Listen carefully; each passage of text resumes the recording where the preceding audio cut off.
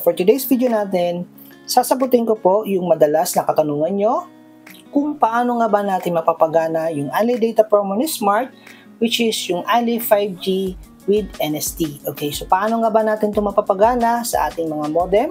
So yan po yung pag-uusapan natin guys sa video ito, so tutok lamang po kayo.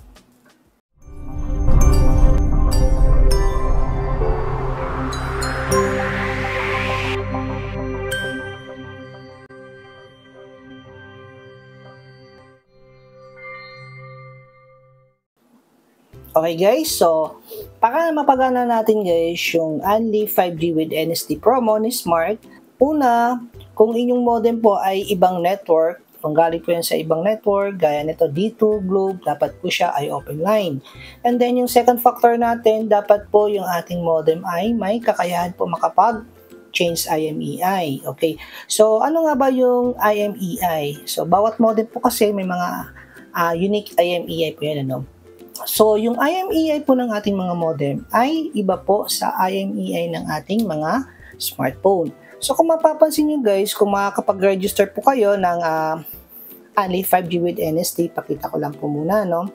Mapapansin nyo dito, nakasaad, halimbawa, in 30 days, ano? Mapapansin nyo dito guys, nakalagay dyan, for best personal use. So, ibig sabihin po, itong promo na ito ay pwede lang po ito sa ating smartphone or sa mga pocket wifi.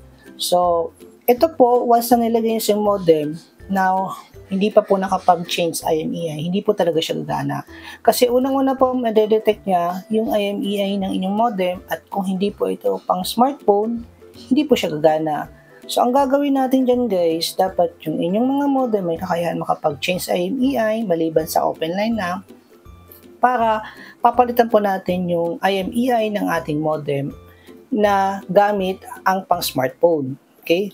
So, ang gagawin nyo dyan guys, yung IMEI na yung smartphone, i-input nyo po siya, ilalagay nyo po sa inyong mga modem. Para pagka nilagay nyo po yung inyong SIM card na may Unli 5G with NST, hindi po siya magkakaroon ng error kasi ang detection niya, iisipin ng ating promo, yung SIM card ay nasa smartphone pa rin. Okay, so sa mga nagtatanong kung paano ba mag-change IMEI, meron po ako mga tutorial sa aking channel. Okay, so para sa mga model na yan, ano. Halimbawa, ito po, itong FXID3, meron akong tutorial dyan, pwede nyo na lang i-search guys sa aking channel kung paano po ito i-open line, paano po siya i-change IMEI, para mapaganan yung mga Unli Data Promo ni Smart, ano. So, dito sa ZLT S10G, mayroon din po akong tutorial dyan na pwede nyo i-check sa aking channel kung paano siya i-open line. At maliban dyan, mayroon din po ito guys. Ito yung FXID5L. Okay? So, mayroon din po akong tutorial dyan guys kung paano siya i-open line, ano. So, yung iba dyan guys, wala pa po akong tutorial, ano. At wala pa po siyang paraan paano siya i-change IMEI. Wala pa akong video niyan. So ngayon, kung makikita nyo guys, ipapakita ko muna sa inyo. Naka-register po ako ngayon sa Unli Data 5G NST. Ayan, kung makikita nyo ngayon guys. Nakalagay dyan, ano, NST. So, 749 po yan. Tapos, ito po yung aking mobile number. Yan po yung mobile number na madalas kong ginagamit sa aking mga vlog. So, for reference lang po, ano. And then, ito po yung aking SIM card. Yan, kung makikita nyo. Yan yung gamit kong SIM card. Ayan din po yung number. Makikita nyo sa inyong mga screen. Yan po siya, no?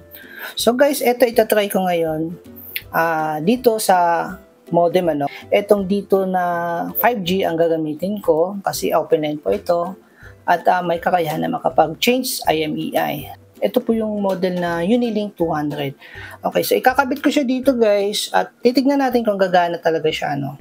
Itong promo na ito. Okay, so isin ko muna to. Okay, so ilalagay ko siya guys, yung SIM card, ano. So ito yung ating SIM card, ilalagay ko siya. Papasaksak natin.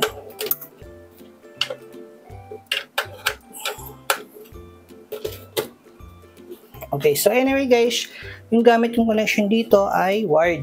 So ibig sabihin naka-LAN cable po tayo dito, hindi tayo naka-wireless connection para makita natin yung actual speed din ano.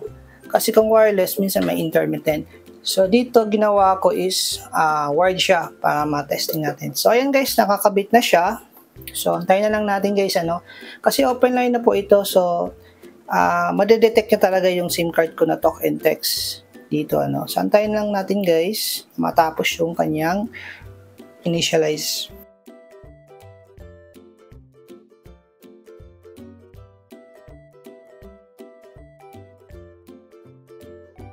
Okay guys, so ayan po, kung makikita natin, nakailaw na po siya, no? So, nakailaw na rin yung ating 5G bar, no? Signal indicator natin. Naka-green light na siya. So, ngayon guys, titignan natin ngayon sa ating computer. Gagawin natin, magkakandak tayo ng speed test. Okay, so punta tayo ngayon guys sa ating computer. I-open muna natin guys yung kanyang dashboard, ano? Okay, so dito guys sa ating dashboard, makikita naman natin na yung signal ko is naka 5G na, no? And then yung status ko ay connected na rin po. Okay, so detected siya guys, ano? Network ko, smart, yung makikita nyo.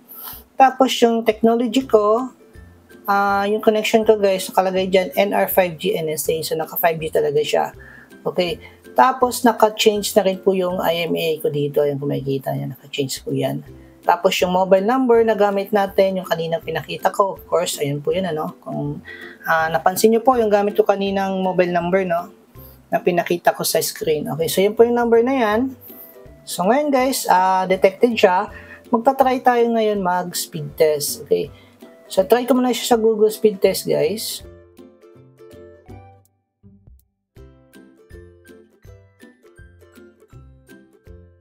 Okay, so ayan guys, ano, makikita natin dito yung aking download speed, umabot po tayo sa 67.3 Mbps, and then sa upload speed naman, 27.1 Mbps. Okay, so i-try naman natin sa iba guys, ito speedless by Ookla. So go natin.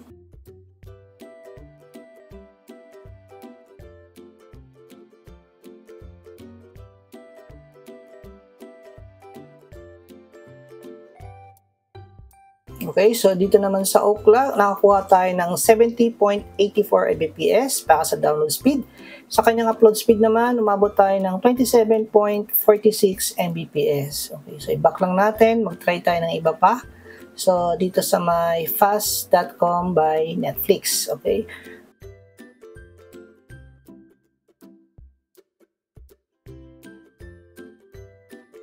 Okay, dito sa fast.com, nakakuha po tayo ng 54 Mbps para sa kanyang download speed. Ngayon, tingnan naman natin guys yung kanyang upload speed.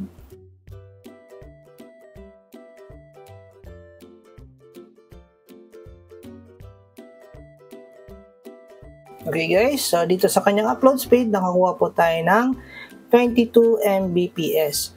Okay guys, so yun nga guys, yung speed, nagkapase pa rin po yan of course sa ating location. Kung yung location ba natin malakas yung 5G signal. Pangalawa, kung malapit ba tayo sa tower ng smart, mas malapit, mas mabilis. And then of course yung pangatlo, yung oras. Okay, so kung anong oras kayo nag-speed test, anong oras kayo gumamit ng internet nyo.